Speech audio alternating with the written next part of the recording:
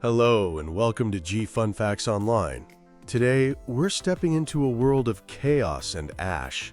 Picture this: a massive, sprawling market, once full of life, is now a smoldering ruin. The firefighters have done their heroic work, but now, a different kind of expert arrives on the scene.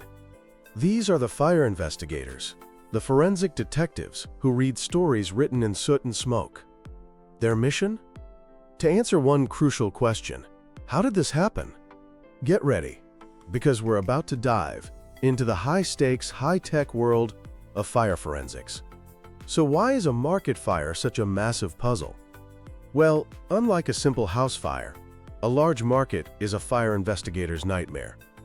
First, you have what's called a high fuel load.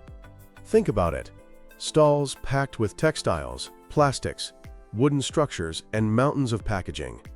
It's basically a giant tinderbox, allowing a small spark to become a roaring inferno in minutes. Then there's the layout. Markets are often a maze of narrow aisles, hidden corners, and sometimes structures that aren't even on the official blueprints. This creates unpredictable air currents that can whip the fire in unexpected directions. And finally, you have ignition sources everywhere, complex electrical wiring that might be faulty, cooking stations, and improperly stored flammable liquids.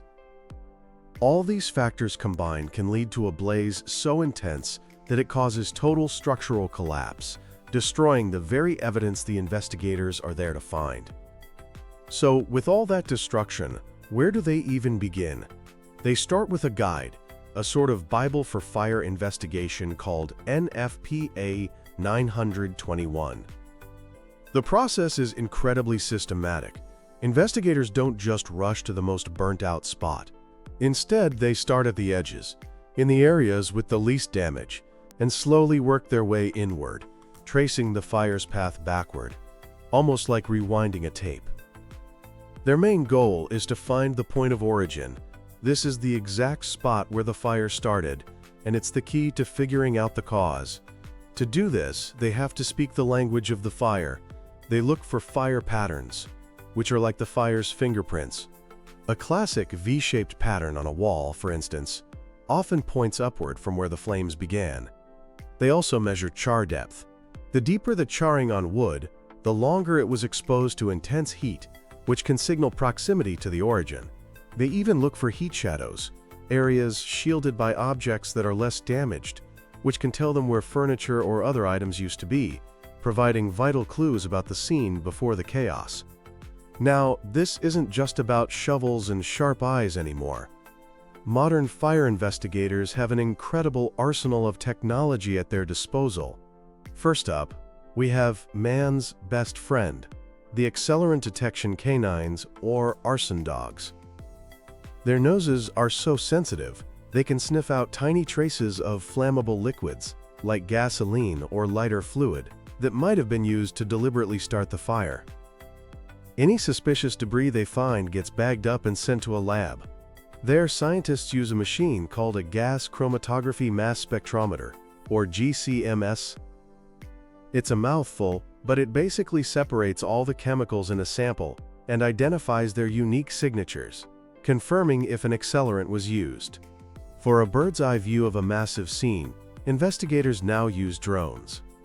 These drones, equipped with high-resolution and thermal cameras, can map the entire debris field, spot hidden hotspots, and check for structural dangers, all from a safe distance.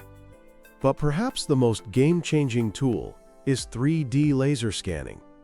This technology creates a perfect, interactive, 3D model of the fire scene.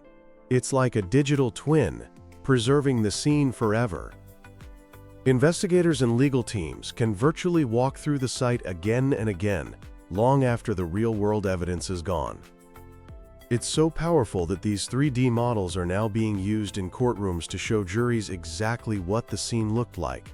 And the tech is only getting more advanced. We're seeing the emergence of AI-powered scanners that could one day analyze a scene on site and point to the fire's origin in a fraction of the time. Virtual reality is also being used to create hyper-realistic training simulations for new investigators. But even with all this tech, the job is incredibly tough. The act of fighting the fire, while essential, can wash away evidence. Collapsing structures are a constant physical danger. And sometimes, even when the cause is found, the results of the investigation aren't made public, which raises questions about accountability and learning from these disasters. Ultimately, the work of a fire investigator is about more than just solving a puzzle. It's about bringing clarity from chaos. It's about giving answers to the victims who lost everything, holding people accountable for negligence or arson, and gathering the crucial data needed to make our buildings and public spaces safer. By combining old-school detective work with incredible new technology, these experts ensure that from the ashes of disaster, vital lessons can rise. Thanks for tuning in to G Fun Facts Online. We'll see you next time.